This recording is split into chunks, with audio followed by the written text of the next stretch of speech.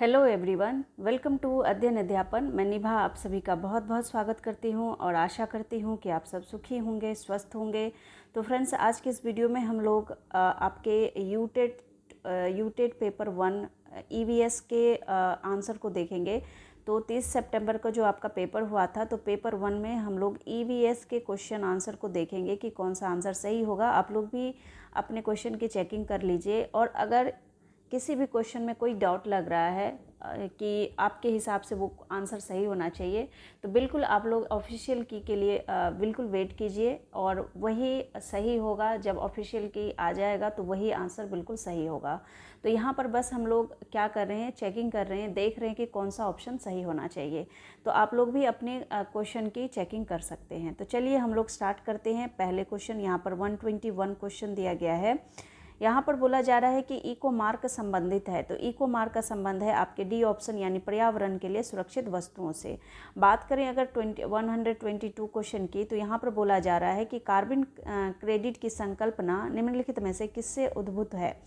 तो यहाँ पर अगर बात करें तो यहाँ पर क्योटो प्रोटोकॉल बिल्कुल सही होगा, बी ऑप्शन सही हो जाएगा। नेक्स्ट क्वेश्चन देखिए, क्वेश्चन नंबर 120।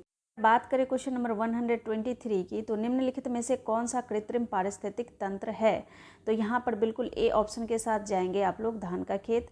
नेक्स्ट क्वेश्चन देखिए 124, विश्व जल दिवस मनाया जाता है। तो ये दिवस से संबंधित आपके प्रश्न आप पूछे गए थे। तो यहाँ पर बिल्कुल मुझे लगता है सारे ही स्टूडेंट ने सही आंसर किया होगा, तो सी ऑप्शन बिल्कुल सही होगा, 22 मार्च को। नेक्स्ट क्वेश्चन देखिए, क्वेश्चन नंबर अगर 125 की बात करें, तो यहाँ पर बोला जा रहा है कि आर्कटिक मरुस्थल का दूसरा नाम क्या है। तो यहाँ पर आर्कटिक मरुस्थल का दूसरा नाम जो है, यहाँ पर 125 का आंसर यहाँ पर बिल्कुल आप लोग ए लगाएंगे। टुंड्रा को ही हम लोग टुंड्रा के नाम से भी जानते हैं आर्कटिक मरुस्थल को। तो बिल्कुल ए ऑप्शन सही जो हो जाएगा। और एनसीईआरटी के नोट्स में ये गिवन है, तो पूरे मतलब अच्छी तरह से बिल्कुल बुक से आया हुआ एनसीईआरटी से लिया गया क्वेश्चन है। क्वेश्चन नंबर अगर बात करें 126 की, तो भारत में 1936 में स्थापित प्रथम राष्ट्रीय उद्यान का नाम रखा गया था। तो 126 का आंसर बिल्कुल सी होगा, हेली राष्ट्रीय उद्यान यहाँ पर बिल्कुल सही हो जाएगा। नेक्स्ट क्वेश्चन देखिए, बात करें क्वेश्चन नंबर 127 की, तो एक शिक्षक अपने विद्यार्थियों को विभिन्न पशुओं के चित्र देता है और उन सभी पशुओं पर रंग भरने को कहता है जो हमारे घरों में नहीं रहते। इस क्रियाकलाप का क्या उद्देश्य है। तो यहाँ पर अगर बात करें 127 का, तो यहाँ पर देखिए आपका पहला जो ऑप्शन दिया गया है, सृजनात्मकता का विकास करना। फिर उसके बाद दूसरा ऑप्शन अवलोकन का विकास करना। उसके बाद है तीसरा ऑप्शन वर्गीकरण कौशल का विकास करना और डाटा संग्रह का विकास करना। तो ये डी ऑप्शन गलत है। तो जहाँ पर ये 1, 2, 3 तीनों आ रहे हैं, वो है आपका डी ऑप्शन, तो ये सही हो जाएगा। बात करें यहाँ पर देखिए 128 क्वेश्चन की, तो यहाँ पर क्या बोला जा रहा है कि बच्चों को पर्यावरण अध्ययन को सीखने के लिए खोजने का पर्याप्त अवसर दिया जाता है। तो यह इंगित करता है, तो पहला ऑप्शन होगा पर्यावरण अध्ययन क्या है, बाल केंद्रित है, बिल्कुल सही हो जाएगा। क्वेश्चन नंबर 129 को देखिए, यहाँ पर बोला जा रहा है कि निम्नलिखित पद्धतियों में से कौन सी कृषि में संरक्षण में सहायता कर सकती है। तो देखिए यहाँ पर दिया गया जो ऑप्शन है, मेरे हिसाब से यहाँ पर केवल सी, यहाँ पर थर्ड ऑप्शन सही होना चाहिए। और अगर आप लोगों को लगता है कोई और आंसर आएगा, तो आप लोग बिल्कुल कमेंट सेक्शन में कमेंट कर दीजिएगा, ताकि दूसरे स्टूडेंट्स को भी हेल्प मिल सके। 130 क्वेश्चन का आंसर बताया यहाँ पर कि भारत के किस राज्य में पानी पंचायत प्रारंभ हुई। तो बिल्कुल सी ऑप्शन जाएंगे आप लोग, महाराष्ट्र के साथ। बात करें अगर यहाँ पर 131 क्वेश्चन की, तो निम्नलिखित में से जीवाणु जल प्रदूषण के सूचक के रूप में काम आता है। तो यहाँ पर बिल्कुल डी ऑप्शन जाएंगे आप लोग, कॉलीफॉर्म के साथ जाएंगे, डी ऑप्शन सही होगा। क्वेश्चन नंबर अगर बात करें यहाँ पर 132 की, कि निम्न में से कौन सा पोषक चक्र सूर्य के प्रकाश से सीधे संचालित होता है। तो 132 बिल्कुल ए, जिन्होंने भी कार्बन चक्र लगाया है, बिल्कुल सही है। इसी तरह से क्वेश्चन नंबर 133 को देखें, तो जैव ईंधन के संबंध में निम्न में से कौन सा कथन सत्य नहीं है, नहीं पूछा है यहाँ पर। तो बिल्कुल आप डी ऑप्शन लगाएंगे कि जैव ईंधन से भी मक्का बनता है। तो यहाँ पर डी ऑप्शन गलत हो जाएगा, तो यही आंसर सही है। नेक्स्ट क्वेश्चन देखिए, बात करें यहाँ पर 134 क्वेश्चन की, तो यहाँ पर कहा जा रहा है कि which among the following is the most perspective renewable source of energy in India. तो भारत में निम्नलिखित में से कौन नवीकरणीय ऊर्जा स्रोत सर्वाधिक संभाव्यता वाला है? तो बिल्कुल ए ऑप्शन आएगा आपका। यहाँ पर सोलर एनर्जी बिल्कुल सही होगा, सौर शक्ति सही हो जाएगा। बात करें 135 क्वेश्चन की, तो which of the following is used as a bio fertilizer. तो यहाँ पर अगर बात करें जैविक खाद के रूप में प्रयोग किया जाता है, तो किसे प्रयोग किया जाता है? तो यहाँ पर एजोला आपका बिल्कुल सही होगा। नेक्स्ट क्वेश्चन देखिए, क्वेश्चन नंबर 136 क्वेश्चन जो दिया गया है, देखिए यहाँ पर निम्नलिखित में से किसकी मात्रा अम्ल वर्षा में सबसे अधिक होती है? तो बिल्कुल H2SO4 ऑप्शन बिल्कुल सही होगा जिन्होंने भी लगाया है। नेक्स्ट क्वेश्चन देखिए, करिए अगर 137 क्वेश्चन की, तो पर्यावरण अध्ययन में बच्चों को जोड़ने की सबसे प्रभावशाली युक्ति कौन सी है? तो यहाँ पर अगर 137 की बात करें तो बिल्कुल सी के साथ जाएंगे आप लोग, कक्षा निर्देशन यानी क्लासरूम डेमोन्स्ट्रेशन, यहाँ पर बिल्कुल सही होगा, सी ऑप्शन लगेगा। नेक्स्ट क्वेश्चन देखिए 138, एक शिक्षक प्रत्येक बच्चे को रद्दी सामग्री से कुछ उपयोगी वस्तु बनाने को कहता है। निम्न में से कौन से कथन में शिक्षक का शैक्षिक उद्देश्य नहीं है? नहीं पूछा है, यहाँ पर नेगेटिव वाला क्वेश्चन है। तो देखिए यहाँ पर अगर बात करें 138 की, तो बिल्कुल आप लोग कौन से ऑप्शन के साथ जाएंगे? ए के साथ जाएंगे कि कक्षा के श्रेष्ठ विद्यार्थियों के बारे में निर्णय करना। तो ये कहीं ना कहीं रॉन्ग है। तो विद्यार्थियों को आप चिन्हित नहीं कर सकते कि कौन से विद्यार्थी बहुत श्रेष्ठ हैं, कौन से कमज़ोर हैं। तो बिल्कुल ये चिन्हित करना बिल्कुल गलत है। ये बाल केंद्रित शिक्षा को प्रोत्साहित नहीं बल्कि हतोत्साहित करता है। तो ए ऑप्शन बिल्कुल सही जाएगा आपका, क्योंकि यहाँ पर ये नेगेटिव पॉइंट है कि choosing the best students in the class.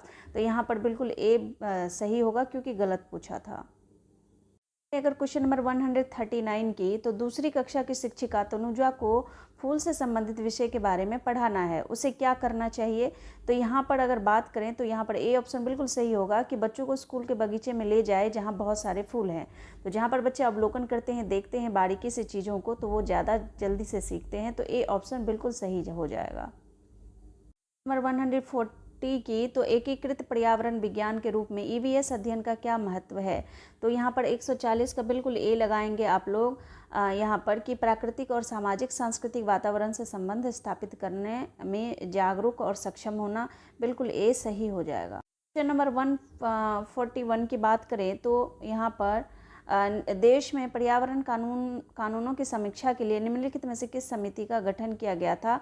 तो बिल्कुल यहाँ पर सुब्रमण्यम समिति, यहाँ पर बी ऑप्शन आप बिल्कुल सही लगाएंगे। नेक्स्ट क्वेश्चन देखिए 142 क्वेश्चन की, तो भारत के संविधान में वन्य जीवन का संरक्षण निम्नलिखित में से किसके अंतर्गत आता है? तो यहाँ पर अगर 142 का क्वेश्चन देखें आप, तो बिल्कुल बहुत अच्छा क्वेश्चन पूछा गया था। 1 और 3 जाएंगे, यानी कि मौलिक कर्तव्य और 7वीं अनुसूची, ये दोनों ही ऑप्शन आएंगे। तो सी ऑप्शन बिल्कुल सही होगा। क्वेश्चन नंबर 143 की बात करें तो निम्न ताप परीक्षण तकनीक द्वारा संकटग्रस्त जातियों के बीजों एवं पराग कणों को लंबे समय तक परिरक्षित किया जाता है। तो 143 का आंसर बिल्कुल आप लोग सी लगाएंगे, तरल नाइट्रोजन में। तो यहाँ पर बिल्कुल सी हो जाएगा। नेक्स्ट क्वेश्चन देखिए आप लोग, क्वेश्चन नंबर 144, वे प्रजातियाँ जो एक विशेष क्षेत्र तक सीमित है कहलाती है। तो यहाँ पर 144 का नेक्स्ट पेज पर देखते हैं। क्वेश्चन नंबर 144 को देखें फिर से, वे प्रजातियां जो एक विशेष क्षेत्र तक सीमित होती है क्या कहलाती है? तो यहाँ पर स्थानिक प्रजाति आएगा, डी ऑप्शन बिल्कुल सही होगा। बात करें 145 की, तो वायुमंडल किस परत में वर्षण, आंधी, बादल, गर्जन, बिजली, चमक आदि होती है? तो कौन से मंडल में बारिश होती है, आंधी आती है? तो ये आपका बिल्कुल सही होगा, सी ऑप्शन, क्षोभ मंडल। तो यहाँ पर बिल्कुल सही होगा आपका सी ऑप्शन। ये 146 क्वेश्चन को कि जैविक कचरे से भरपूर घरेलू सीवेज के प्रवाह वाली नदी का परिणाम हो सकता है, क्या हो सकता है यहाँ पर? तो 146 का बिल्कुल सी लगाएंगे कि ऑक्सीजन की कमी से मछलियों की मौत हो जाती है। नेक्स्ट क्वेश्चन है आपका 147, आपदा प्रबंधन निम्न में से किस सूची के अंतर्गत आता है? तो आपदा प्रबंधन की बात हो रही है यहाँ पर। 147 बिल्कुल जिन्होंने भी सी लगाया है उनका सही है, समवर्ती सूची। करें अगर 148 क्वेश्चन की कि प्राथमिक कक्षा के छात्रों से इस प्रश्न का उत्तर प्राप्त करना, आपको क्यों लगता है कि रेगिस्तानी इलाकों में कई पेड़ नहीं उग सकते, निश्चित रूप से किस अधिगम संकेतक की उपलब्धि को दर्शाता है? तो यहाँ पर 148 को लगाएंगे बी, स्पष्टीकरण। नेक्स्ट क्वेश्चन देखिए, क्वेश्चन नंबर 149। राजेश कक्षा 5 के शिक्षक हैं। वे वृक्ष संरक्षण की अवधारणा पर शिक्षार्थियों को संवेदनशील बनाने के लिए योजना बनाते हैं। निम्नलिखित में से कौन सी गतिविधि इस उद्देश्य के लिए सर्वाधिक उपयुक्त है? 149 का आंसर लगाएंगे आप लोग। ए, प्रत्येक शिक्षार्थी को एक पौधे को अपनाने और उसका पोषण करने के लिए अभिप्रेरित करना है। सीटेट में भी कई बार ये प्रश्न पूछे गए हैं। बात करें क्वेश्चन नंबर आपके 150, आज का लास्ट क्वेश्चन। तो यहाँ पर कहा जा रहा है कि भारत में राष्ट्रीय आपदा प्रबंधन संस्था स्थित है। तो कहाँ पर स्थित है? तो ये हैं आपके दिल्ली में, नई दिल्ली में। तो सी ऑप्शन बिल्कुल सही हो जाएगा। तो फ्रेंड्स, ये थे आपके ईवीएस के आंसर की। उम्मीद करती हूँ आप लोगों ने अपना आंसर चेक किया होगा, और बिल्कुल ऑफिशियल आंसर की का तो वेट करना ही चाहिए। तब तक के लिए मैं आप लोगों से विदा लेती हूँ। Thank you and thanks for watching.